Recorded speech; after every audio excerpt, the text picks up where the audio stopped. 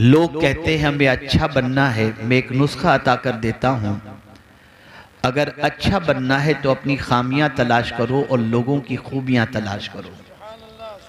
लेकिन हमारा हाल यह है कि हम लोगों में खामियां तलाश करते हैं और ख़ुद में खूबियां तलाश करते हैं।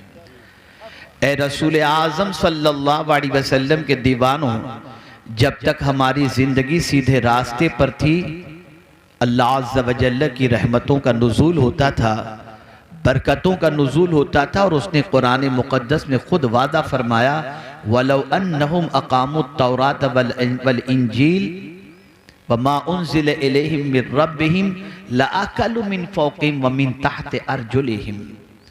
कुरान का वादा है कि अगर तौरेत पर, इंजील पर और जो कुछ नाजिल किया गया उस पर कायम रहते तो हम आसमान से तुम्हारे लिए खाना उतारते और पैर के नीचे से तुम्हें हम बहुत कुछ नेमतें अता फरमाते। हमारी ज़िंदगी कुरान से हट गई, हमारी ज़िंदगी तालीमात नबविया सल्लल्लाहु अलैहि वसल्लम से दूर हो गई। हमारी ज़िंदगी का कोई लम्हा दाम और कोई लम्हा गुनाहों के दाग से खाली नज़र नहीं आता। और आज की पोजीशन तो ये है, कोई रात मुसलमानों के लिए अल्लाह की बारगाह में सजदा रेज़ होने के लिए नहीं आती, बल्कि हर रात मुसलमानों के दामन पर गुनाहों के धब्बों में इजाफे के लिए आती है। न जाने हर रात मुसलमान अपने दामन पर कितने गुनाहों के धब्बों में इजाफा करता है, उसके बारे में कभी गौर करने का ख्याल नहीं, कभी गौर नहीं करता, कभी सोचता नहीं। ए रसूल आज़म सल्लल्लाहु अलैहि वसल्लम के दीवानों, ज़बानी जमा खर्च को अब ख़त्म करना पड़ेगा। दावा तो हम करते हैं कि रसूल रहमत सल्लल्लाहु अलैहि वसल्लम से बेपनाह मोहब्बत करते हैं, नारे भी लगाते हैं, लेकिन कभी अपनी रातों के बारे में गौर कीजिए और कभी मदीने के ताजदार सल्लल्लाहु अलैहि वसल्लम की रातों के बारे में गौर कीजिए। हमारी रातें गुनाहों के धब्बों में इजाफे के अंदर गुजरती हैं और मदीने के ताजदार की रातें हम सियाकारों के लिए बख्शिश की दुआओं में गुजरती नजर आती हैं। वो रात भर रोते हैं हमारी बख्शिश की खातिर, हमारी नजात की खातिर, हमारी मगफिरत की खातिर, हमें जन्नत का मुसाफिर बनाने की खातिर। और रोते इतना रोते कि आला हज़रत अज़ीमुल बरकत इमाम इश्क़ मोहब्बत को कहना पड़ा, अल्लाह क्या जहन्नम अब भी न सर्द होगा, रो रो के मुस्तफ़ा ने दरिया बहा दिए हैं। मैं तुमसे पूछना चाहता हूं, माँ रोए तो तुम अपनी आदतें छोड़ दो, बाप रोए तो बाप के रोने पर तुमको तरस आ जाता है और तुम सुबह उठकर काम पर चले जाते हो। बाप अगर तुम्हें मन्नतो समाजत करे स्कूल चले जाते हो, और अगर बीवी रोए तो उसको मनाने की खातिर न जाने उसके सामने क्या क्या चीजें पेश करने के लिए तैयार हो जाते हो। इतने जालिम हम हो चुके हैं कि हमें हुजूर के रोने का कोई ख्याल नहीं, आकाए करीम के आंसू का कोई ख्याल नहीं। जो रसूल हमारे ऊपर इतने मेहरबान हैं कि कदम कदम पर, लम्हा लम्हा अपनी उम्मत की फिक्र में गुजारते हैं। और ये उम्मत है जो मुस्तफा प्यारे की तालीमात को पसे पुष्ट डाले हुए हैं। मुसीबतें यूं ही नहीं आती, हम ही तो थे कि हमारी मस्जिद में नमाज पढ़ने के बाद निकलने पर बाहर मस्जिद के दरवाजे पर गैर मुस्लिम पानी का ग्लास लेकर के खड़े होते, ये मुसलमान नमाजी पानी पर दम कर देगा, मैं अपने मरीज को पिलाऊंगा तो शिफा मिल जाएगी। आज हमारी मस्जिदों के साथ ये सुलूक क्यों हो रहा है? ये हमारे करतूत का नतीजा है, ये हमारी गलतियों का नतीजा है। आज हम कुरान के बारे में नहीं जानते, रसूल रहमत सल्लल्लाहु अलैहि वसल्लम के बारे में नहीं जानते, हम इल्जाम तराशी करते हैं, फलां ये कर रहा है, वो ये कर रहा है, वो ऐसा करेगा, वो ऐसा करेगा। कुरान ने वाज़े लफ्जों में फरमा दिया, अगर तुम अपने हालात बदलना चाहते हो तो खुद को बदल दो, हम तुम्हारे हालात को बदल देंगे। आइए मैं दो वाकयात आपकी समाअतों के हवाले करूं।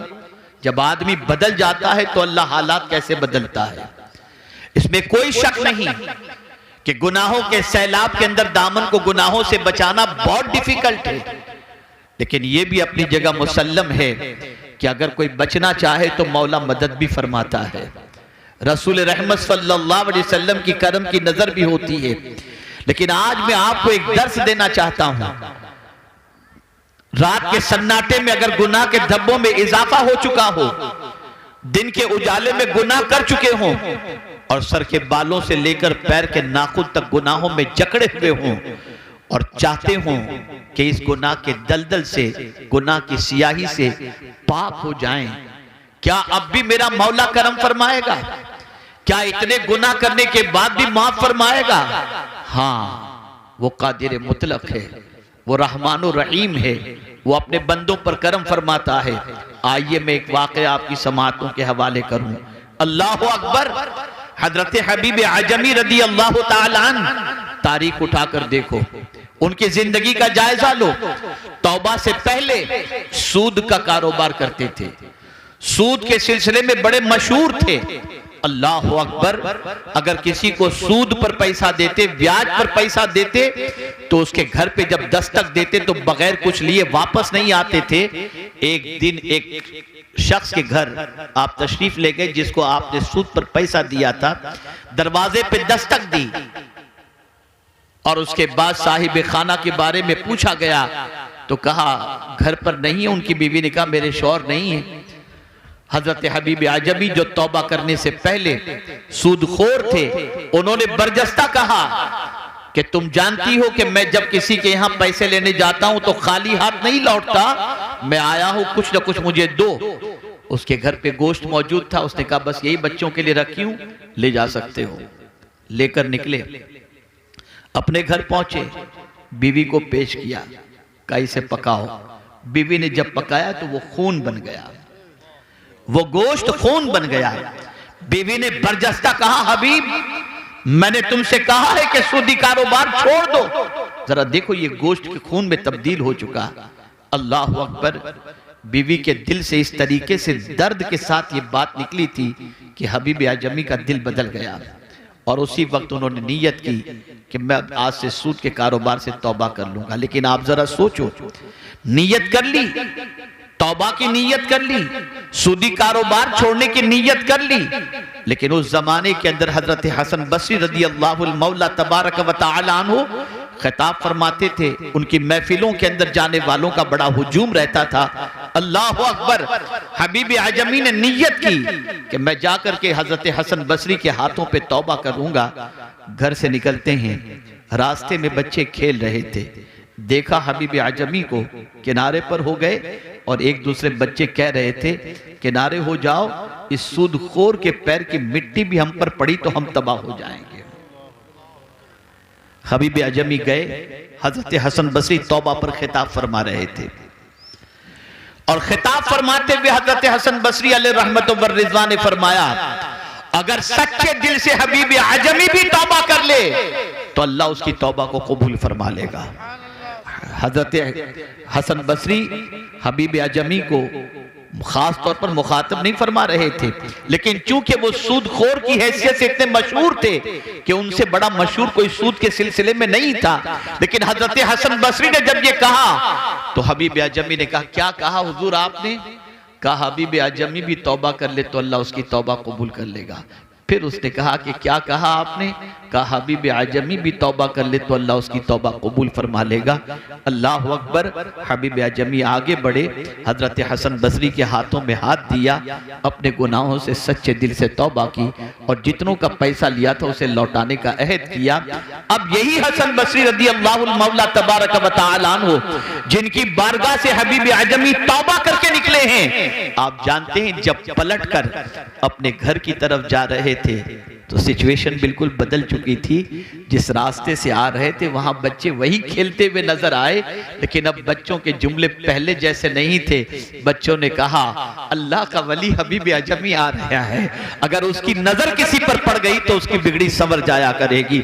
मैं पूछना चाहता हूं अगर सच्चे दिल से बंदा गुनाहों से तौबा कर ले, अल्लाह उस तौबा की बरकत से कभी कभी तो ऐसा होता है इबादत से जो मकाम नहीं मिलता वो सच्ची तौबा की बुनियाद पर अल्लाह मकाम अता कर देता है।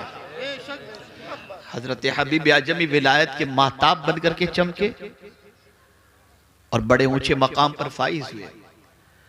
दामन पर गुनाहों के धब्बे लग चुके हैं, साफ करो इसे। जिस तरह से गंदे बर्तन के अंदर बिरयानी नहीं खाई जाती, ऐसे गंदा दिल होना तो इबादतों का असर नहीं होता। बदलो, मांझो अपने दिल को, साफ करो अपने दिल को, तौबा करो अल्लाह की बारगाह में सच्चे दिल से।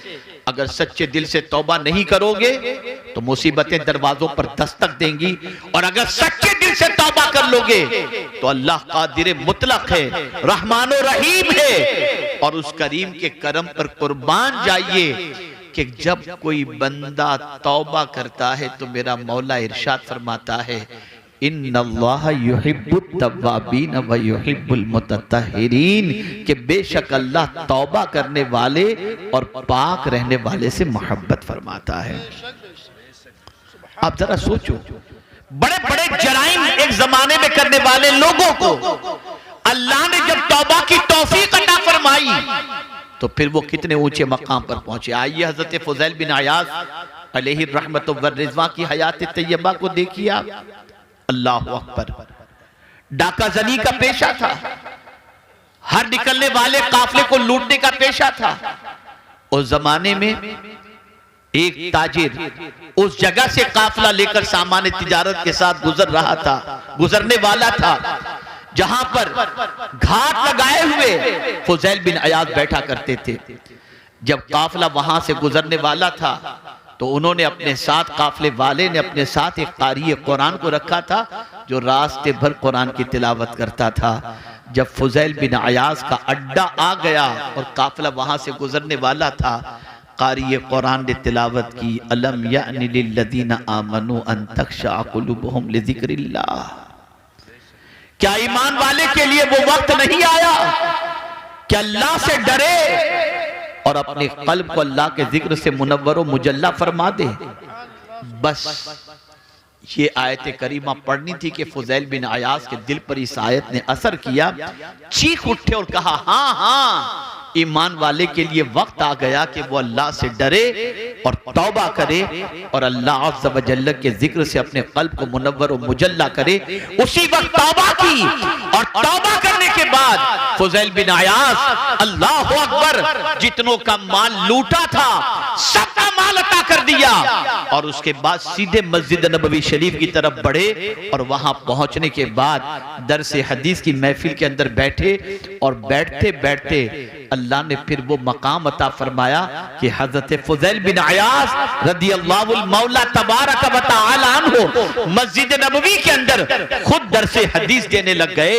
और जब उनके सामने कोई लफ्ज़ अल्लाह कहता तो कांप जाया करते थे। जब हजरत फुज़ैल बिन अयाज़ अलैहि रहमा का विसाल हुआ तो दुनिया ये कहने पर मजबूर हो गई, फुज़ैल इस दुनिया से नहीं गए, अल्लाह का खौफ इस दुनिया से चला गया। विलायत का मकाम हजरत फुज़ैल बिन अयाज़ को कैसे मिला? तौबा की बुनियाद पर। मायूसी के दलदल से निकलो। अगर आज तक गुनाहों के दलदल के अंदर डूबे रहे तो आज अल्लाह की बारगाह में सच्चे दिल से तौबा करो। सुन लो, मुसीबतें यूं ही नहीं आती, गुनाहों की वजह से आती है। मैं एक एग्जाम्पल के जरिए समझाऊं, शायद आपकी समझ में बात आ जाए। एक इंसान पर जब जुल्म और मुसीबतों के पहाड़ टूटते हैं तो वो इंसान कहता है, पता नहीं कौन सा गुनाह मुझसे हो गया था जिसकी सजा मिल रही है। उस वक्त वो गुनाह को याद करता है। इसलिए याद रखो, आज अपने गुनाहों को याद करो। और जानते हो ये कौन सा महीना है? ये शाबानुल मुअज़्ज़म है। और इस महीने के बारे में हुजूर फरमाते हैं, शाबानुल मुतahhir, शाबान पाक करने वाला महीना है। इस माह मुबारक में सच्चे दिल से अगर तौबा कोई कर ले तो अल्लाह उसके गुनाहों को माफ फरमा दिया करता है, गुनाहों से पाक कर दिया करता है। मुझे हैरत होती है, ए रसूल आजम सल्लल्लाहु अलैहि वसल्लम के दीवानों, मुसलमान तौबा करने के लिए भी तैयार नहीं। मुसीबतें देखकर, परेशानियां देखकर, तकालीफ देखकर, ज़वाल की हालत देखकर आज भी तौबा करने के लिए तैयार नहीं कि अल्लाह अज़्ज़ व जल्ल की बारगाह में सच्चे दिल से तौबा करके मौला को मनाने की कोशिश की जाए। नहीं नहीं, उसे तो कल भी माअज़ल्लाह गुनाह करना है। बड़ी मादरत के साथ मैं अर्ज़ करूंगा, मैं कभी कभी कुछ तल्ख बातें भी कर देता हूं। हम जब आए, मकान पर पहुंचे तो हमने देखा जब इस्तिंजे के लिए हम उतरे, वुजू के लिए जब खड़े हुए तो लोग लाइन से यूं खड़े थे। मैंने वुजू करने के बाद मैंने फारिग होने के बाद मैंने लोगों से पूछा, बताइए आप में से कितने लोगों ने इशा की नमाज पढ़ी है? कितने लोगों ने पढ़ी है? सन्नाटा था, कोई हाथ उठाने को तैयार नहीं। और चिल्लम चिल्ली शोरो गुल हमारे लिए खड़े होकर एहतमाम, ये सब करते हैं। कयामत में पूछा ही नहीं जाएगा कि तुम किसके लिए खड़े रहे और कितनी देर खड़े रहे, ये पूछा जाएगा रब की बारगाह में खड़े हुए कि नहीं हुए, नमाज पढ़े कि तुम नहीं पढ़े। और ये बात अच्छी तरीके से याद रखो, जो जानबूझकर एक वक्त की नमाज कज़ा कर दे उसका नाम जहन्नम के दरवाजे पर लिख दिया जाता है। ये कौम यूं ही तबाह नहीं हो रही, इसलिए तबाह हो रही है कि अल्लाह ने अपना दस्ते अमान उस पर से उठा लिया है। इसलिए कि हुजूर फरमाते हैं जो जानबूझ करके एक वक्त की नमाज कज़ा करे अल्लाह उस पर से अपना दस्ते अमान उठा लेता है, कोई पनाह नहीं देगा। हम अगर तारीख उठा करके देखें, रसूल आजम की सीरत उठा कर देखें, सहाबा की सीरत उठा करके देखें, और हमें जो अल्लाह और उसके रसूल की तरफ से हुक्म मिला उसे देखें। लाओ मुझे कोई ऐसी मुसीबत जिसके लिए हुजूर ने नमाज का हुक्म न दिया हो। बारिश नहीं हो रही, नमाज इस्तिस्का। कोई मर गया, नमाज जनाजा। गुनाह हो गए, सलातुत तौबा। कोई हाजत है, सलातुल हाजत। अरे खुद हुजूर सल्लल्लाहु अलैहि वसल्लम जब कभी इस्तिराब की कैफियत के शिकार होते तो हजरत बिलाल से फरमाते, अरहना या बिलाल, ए बिलाल मुझे राहत पहुंचाओ। बिलाल अजान कहते, हुजूर नमाज पढ़ लेते, हुजूर को राहत मिल जाती थी। तुम नमाज छोड़कर सब इधर उधर भटक रहे हो, वक्त ही नहीं है तुम्हारे पास नमाज का। और फिर वो लोग जो दौलत के अंदर डूबे हुए हैं, मालो सर के अंदर डूबे हुए हैं, और कुछ ऐसे भी हैं जो खूब खैरात और सदकात वगैरह करते हैं और माल लुटाते हैं, लेकिन नमाज नहीं पढ़ते और समझते हम तो बड़े खुश नसीब हैं, इतना माल, कोठी, बंगला, गाड़ी सब हमारे पास है और इतना पैसा हम अल्लाह के नाम पे लुटाते हैं। खुश नसीब न समझो, अगर नमाज छोड़कर ये सारी चीजें हैं तो खुश नसीब न समझो। एक तारीखी जुमला आपकी समाअतों के हवाले करता हूं, अल्लाह जब किसी बंदे से नाराज होता है ना तो रोटी नहीं छीनता, सजदे की तौफीक छीन लेता है, सजदे की तौफीक छीन लेता है। माल का मिल जाना यह खुशबख्ती की अलामत नहीं है, सजदे की तौफीक का मिल जाना यह खुशबख्ती की अलामत है। आज हमारी कौम का हाल यह है, 2 साल का बच्चा फटाफट मोबाइल इस्तेमाल करता है, मां खुश हो रही है, बाप खुश हो रहा है, रोजाना रात को न जाने क्या क्या आज यूट्यूब पर देखा जा रहा है। मैं बड़ी मादरत के साथ, हमारे जितने भाई चैनल चला रहे हैं, बहुत मादरत के साथ, मेरे भाइयों आप इससे पैसा कमाते होगे, ठीक है अपनी जगह पर, लेकिन यहां के प्रोग्राम को जो नश्र करते हो ना, तो इस प्रोग्राम पर अमल की भी कोशिश करो, खाली पैसे कमाने की फिक्र मत करो। ये मत सोचो कि हम YouTube पर इतने व्यूज हमारे मिल जाएंगे तो हमको इतना पैसा मिल जाएगा। क्या करोगे पैसा? कब्र में पैसा नहीं आएगा, नहीं आएगा पैसा कब्र के अंदर। अहद करो, नमाज की पाबंदी करो, आज तक गुनाह हो गए सच्चे दिल से तौबा करो। ये सारी मुसीबतें हमारे हाथों की कमाई है और बहुत सारे गुनाह तो अल्लाह यूं ही माफ फरमा देता है। ये उसका करम है, ये उसका फजल है, ये उसका एहसान है। इसको मैं कुरान की दूसरी आयत से आपको समझाऊं। मेरे प्यारे आका सल्लल्लाहु ताला अलैहि वसल्लम के प्यारे दीवानों, हजरत नूह अलैहिस्सलातु व तस्लीम की कौम गुनाहों में गिरफ्तार रही। हजरत नूह अलैहिस्सलाम की दावत को उसने कबूल न किया। 40 साल तक औरतें बांझ रही, किसी औरत के शिकम से कोई बच्चा पैदा नहीं हुआ। बारिश बंद हो गई, मवेशी मर गए। ये सारी मुसीबतें क्यों? हजरत नूह अलैहिस्सलाम जो पैगाम देते थे उस पैगाम पर उन्होंने अमल नहीं किया।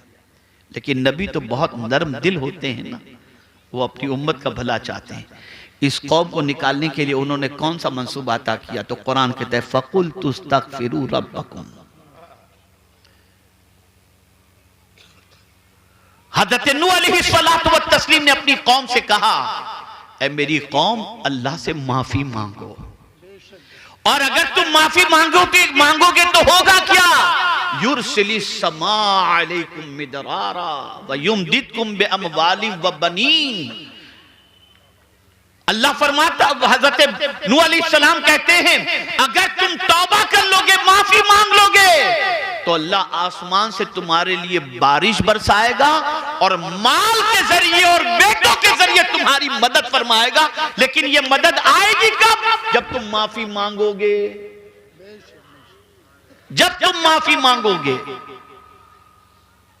इसको मैं थोड़ा सा साइकोलॉजिकल और नफ्सियाती तौर पर समझाऊं। गुनाह करने से दिल पर बोझ होता है और रोकर आंसू बहाने से दिल का बोझ हल्का हो जाता है। गुनाह किए, दिल पर बोझ हो गया, अल्लाह की नाफरमानी की, दिल पर बोझ हो गया। लेकिन बड़ी रात को अल्लाह की बारगाह में रो रो कर आपने तौबा कर ली, ये दिल का बोझ हल्का हो गया। मेरा करीम कितना अजमत वाला है कि उसकी बारगाह में तौबा करो तो दिल का बोझ भी वो हल्का कर दिया करता है। इसी तरीके से एक और आयत करीम आप देखिए, इंसान है, इंसान से गुनाह सरजद हो जाता है, लेकिन गुनाह के सरजद होने के बाद वो गुनाह पर मुसिर नहीं होता। कुरान कहता है वल्लज़ीना इज़ा फ़अलू फ़ाहिशतन औ ज़लमू अनफुसहुम ज़करुल्लाह फ़स्तग़फ़रू लिज़ुनूबिहिम व मन यग़फ़िरुज़्ज़ुनूब इल्लल्लाह वलम युसिर्रू अला मा फ़अलू व हुम यअलमून। और वो लोग जिनसे बेहयाई हुई, जिन्होंने अपनी जान पर जुल्म किया, फिर अल्लाह का जिक्र किया, अल्लाह से माफी मांगी। अल्लाह अकबर, अल्लाह अकबर। कौन है अल्लाह के अलावा जो गुनाहों को माफ फरमा दे? कौन है? माफी कौन नहीं मांगता? तवज्जो चाहूंगा, माफी कौन नहीं मांगता?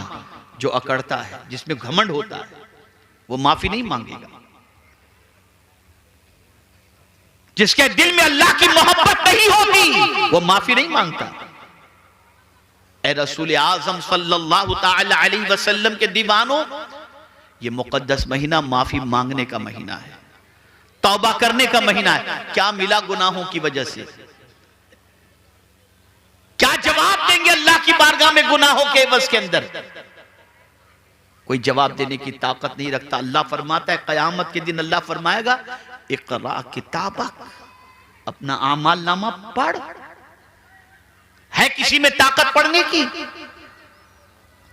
ऐ रसूल आज़म सल्लल्लाहु तआला अलैहि वसल्लम के दीवानों, सैयदना गौसुस सकलैन रदियल्लाहुल मौला तबारक व तआला अन्हु, जिनको अल्लाह ने मां के पेट ही से वली पैदा फरमाया, उस गौसे पाक रदियल्लाहु तआला अन्हु की कैफियत क्या है?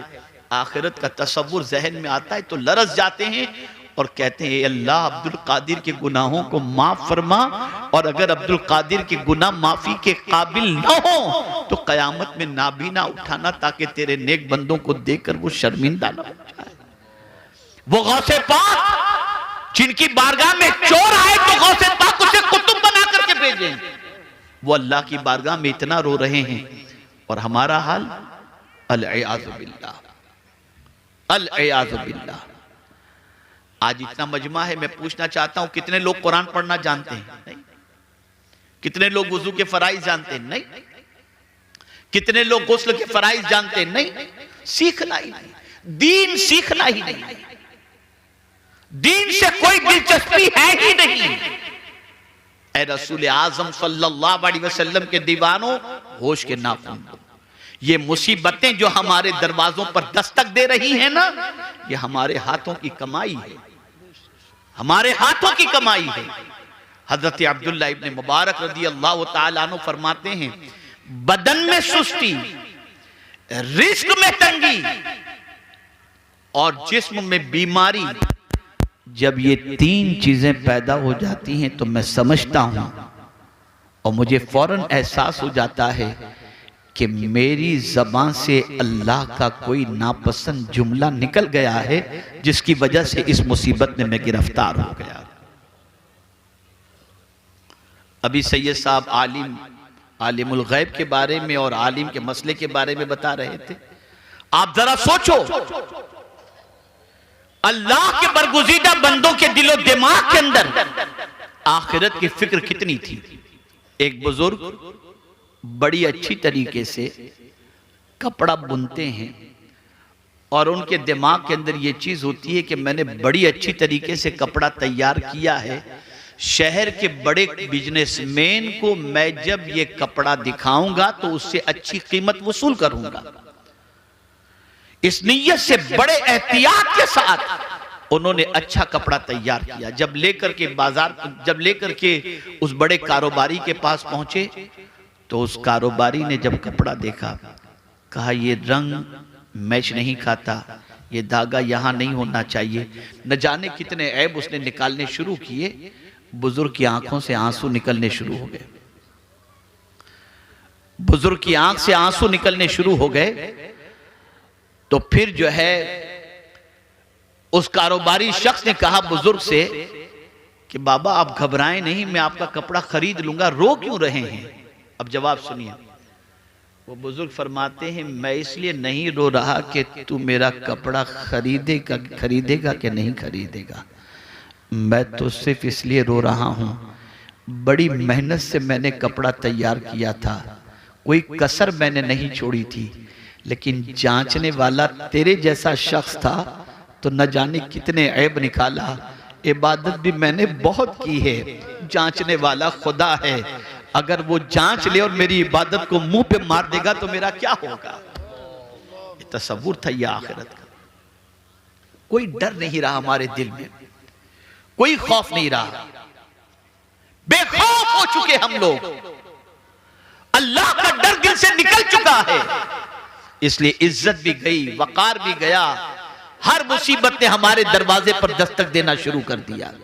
ऐ रसूल आज़म सल्लल्लाहु ताला अलैहि वसल्लम के दीवानों, सच्चे दिल से तौबा करो। और मैं यकीन के साथ कहता हूं, आज तक अगर गुनाह के दरवाजे पर दस्तक देते थे ना, तो आज के बाद से नेकियों के दरवाजे पर दस्तक दो। आज तक अगर बुराइयों के दरवाजे पर दस्तक देते थे तो आज से कुरान को पकड़ के उसकी तिलावत करना शुरू करो। खुदा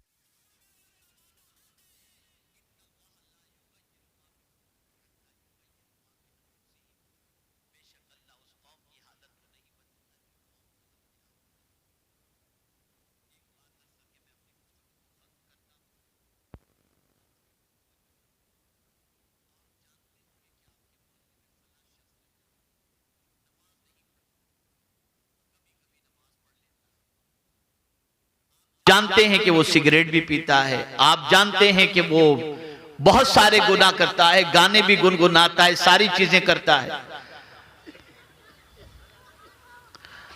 आपको सब मालूम होगा। लेकिन अचानक किसी हमारे इतने उलमा हैं, इनमें से किसी आलिम ने उसको समझा दिया होगा कि भाई तुम्हारे पास बहुत दौलत है और तुम्हारे ऊपर साहिब इस्तिताअत होने की वजह से हज फर्ज हो चुका, तुम्हें जल्दी से हज कर लेना चाहिए। उसका भी मन बना चलो मैं हज कर लूं। जानते हो आपकी ये बेदमाशी है, जानते हो आप कि इसकी जिंदगी गुनाहों के अंदर लतपत है, लेकिन उसने हज का फॉर्म भर दिया या किसी टूर के अंदर बुकिंग करवा ली और आकर के आपसे मिल करके कहता है हजरत इंशाअल्लाह मैं कल हज के लिए जा रहा हूं। अब आप उसके गुनाह को नहीं देखते, उसके किरदार को नहीं देखते। आप आलिम हैं, 5 वक्ता नमाज के पाबंद हैं, फिर भी उससे कहते हैं भैया जरा वहां दुआ में याद रखना, दुआ में याद रखना। या अल्लाह माजरा क्या है, इसके सारे पोल मालूम होने के बाद ये उस तरफ जा रहा है तो आलिम भी दुआ की गुजारिश कर रहा है, तो जवाब मिलेगा। तुम अपना रुख खुदा की तरफ करके तो देखो, मौला तुम्हारा वकार और तुम्हारी इज्जत के अंदर इजाफा फरमा देगा। बदलो, अपना रुख बदलो मेरे भाइयों, बदलो। हालात इससे बदतर भी आए हैं, लेकिन अल्लाह वालों ने अल्लाह का दर नहीं छोड़ा, अल्लाह की बारगाह नहीं छोड़ी, अल्लाह के रसूल सल्लल्लाहु अलैहि वसल्लम पर दुरूद मुबारका और साथ ही साथ अल्लाह के रसूल सल्लल्लाहु अलैहि वसल्लम की इताअत से रूगर्दानी नहीं की। आज हम गुनाह के अंदर डूबे हुए रहते हैं, बुराइयों में डूबे हुए रहते हैं और समझते हैं कि हमारे हालात बदल जाएं। नहीं बदल सकते। इल्म हासिल करो, इल्म दीन भी हासिल करो, इल्म दुनिया भी हासिल करो।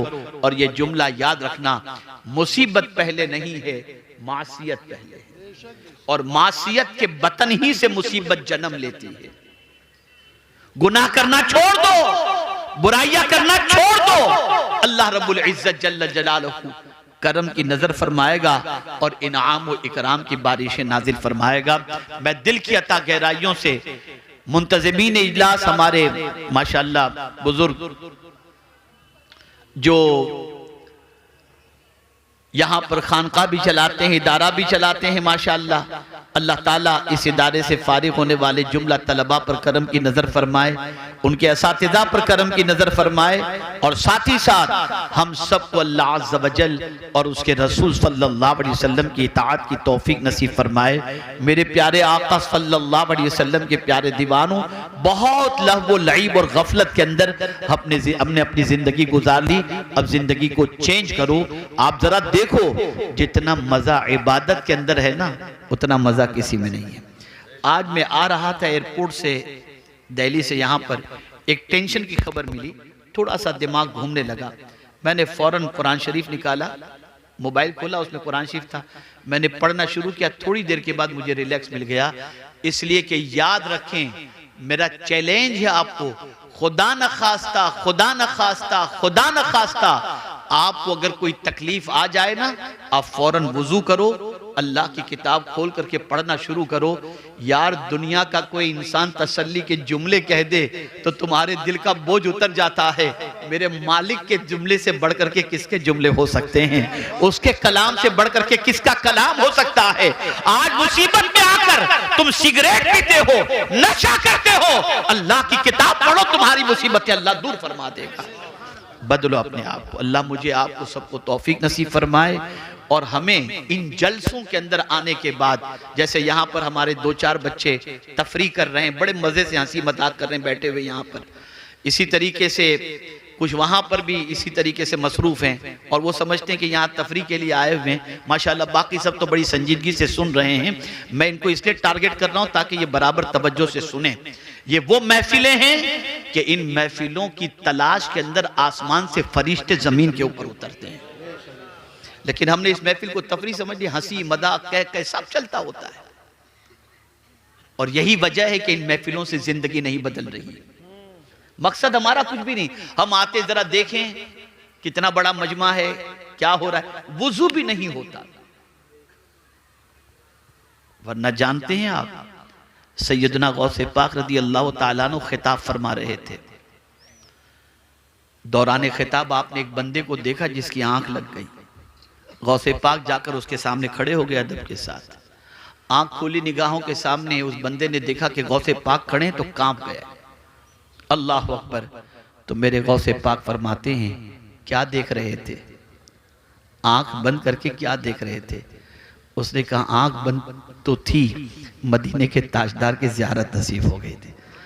और फिर गौसे पाक फरमाते, तू आंख बंद करके मेरे नाना जान को देख रहा था, मैं आंख खुली रखकर अपने नाना जान को देख रहा था। ये महफिलें हैं जिसमें कभी कभी कुछ खुश नसीबों को अल्लाह के रसूल की ज़ियारत नसीब हो जाती है, लेकिन बस ज़बानी है। आते हैं वही महफिल में जिनको हुजूर बुलाते हैं, लेकिन हमारा हाल जरा देखें तो सही। हम जरूर कहते हैं मैं सो जाऊं या मुस्तफा कहते कहते, खुले आंख सल्ले अला कहते कहते। ये कहने वालों से मैं पूछता हूं, कितनी रात तुम ये पढ़ के सोए मुझे बताओ? और जब तुम्हारी आंख खुली है तब सल्ले अला तुमने कितनी मर्तबा कहा? जरा ये भी बताओ। ये जबानी लिप सर्विस का जमाना नहीं है, प्रैक्टिकल अपने आप को बनाओ। फिर आप देखो, जब सल्ले अला कहते कहते तुम्हारी आंख खुलेगी तो मदीने के ताजदार की करम की बारिशें कितनी होंगी। जानते हो ये महीना कौन सा है? इसी महीने में आयत दुरूद नाजिल हुई है। आयत दुरूद इसी महीने में नाजिल हुई है। कसरत से दुरूद शरीफ पढ़ो, तौबा इस्तिगफार करो। और हमारे कुछ नादान लोग भी ऐसे हैं कि अगर कोई गुनाहों से तौबा करके सीधे रास्ते पे आ जाए ना तो क्या कहते हो, अच्छा तू कब से सुधर गया। ये नहीं कि सुधर गया तो उसको अप्रिशिएट करें, यार दुआ कर मेरे लिए मैं भी तेरी तरह सुधर जाऊं। नहीं नहीं, अच्छा तू सुधर गया कब से, ला हौला वला कुव्वत। अगर कोई ऐसा कहे उसे शैतान समझना, शैतान समझना। हमारे यहां हौसला अफजाई नहीं है, हमारे यहां हौसला अफजाई नहीं है। बड़ी मादरत के साथ अर्ज करता हूं, यहां काम करने वाले की कद्र नहीं है, कान भरने वालों की कद्र है। यह हमारा मिजाज बन चुका है। चेंज करो अपने आप को, बदलो अपने आप को। हालात अपनी जगह पर हैं, जो भी हैं जिनके मंसूबे अपनी जगह पर होंगे, लेकिन मेरे रब ने फरमा दिया वमा तशाऊन इल्ला अन यशा अल्लाह रब्बुल आलमीन। तुम जो चाहोगे वो नहीं होगा, अल्लाह जो चाहेगा वही होगा। शर्त यह है कि हम अपने आप को चेंज करें, अपने आप को बदलें। वो कादिर मुतलक जरूर करम की नजर फरमाएगा। मेरे प्यारे आका सल्लल्लाहु अलैहि वसल्लम के प्यारे दीवानों, ये थोड़ा सा दर्द दिल था जो मैंने आपके सामने पेश किया। और मैं देख रहा हूं न इल्म में हमारी कौम आगे है, न अमल में हमारी कौम आगे है, न तिजारत में हमारी कौम आगे है। अगर आगे है तो टोपी पहनाने में आगे है, लोगों का माल खाने में आगे, काली गलोच में आगे, भाईगिरी में आगे, दादागिरी में आगे, गुंडागर्दी में आगे, रात को चौराहे पर बैठकर गपशप करने में आगे। यही वजह है कि हमारे मोहल्ले में अगर कोई बच्चा पढ़ लिख कर कुछ बन जाता है तो पहले हमारा मोहल्ला छोड़ता है, यहां रहूंगा तो मेरा बच्चा बिगड़ जाएगा। क्या हो गया हमको, कहां जा रहे हैं हम लोग। और अगर आज नहीं सुधरे ना तो हालात कभी अच्छे नहीं हो सकते। हमें बदलना होगा। हम अगर चेंज हो गए, अल्लाह अज़्ज़ा व जल हम पर जरूर करम की नजर फरमाएगा। और इस तरह से नजर फरमाएगा कि आदमी तसव्वुर भी नहीं कर सकेगा, वहां से उसकी जिंदगी बदलती हुई नजर आएगी। अल्लाह रब्बुल इज्जत जल्ल जलालहू आकाए करीम रऊफ़ुर रहीम अलैहि तहिय्यतु व तस्लीम के सदक़ा तुफ़ैल मुझे आपको सबको अल्लाह और उसके इरशाद पर, अल्लाह और उसके रसूल सल्लल्लाहु अलैहि वसल्लम के इरशाद पर अमल की तौफीक नसीब फरमाए। आप याद रखें, खूब तौबा करें, रोजाना तौबा करें, कसरत से इस्तिग़फ़ार करें। दो चीजें अमान की हैं, एक रसूल आज़म सल्लल्लाहु अलैहि वसल्लम की ज़ात बाबरकत और एक इस्तिग़फ़ार। कुरान कहता है वमा कानल्लाहु लियुअज़्ज़िबहुम व अंत फ़ीहिम वमा कानल्लाहु मुअज़्ज़िबहुम व हुम यस्तग़फ़िरून। अल्लाह उनको कैसे अज़ाब दे जबकि एक महबूब तुम उनके दरमियान मौजूद हो, और अल्लाह उनको कैसे अज़ाब दे जब वो अल्लाह से माफ़ी मांग रहे हों। तो माफ़ी मांगो अल्लाह से, सारी परेशानियां दूर हो जाएंगी और अपनी जिंदगी को सीधे रास्ते पर ले चलने की कोशिश करें। अल्लाह हम सब पर करम की नजर फरमाए। वमा अलैना इल्लल बलागुल मुबीन। अस्सलामु अलैकुम व रहमतुल्लाहि व बरकातुहू।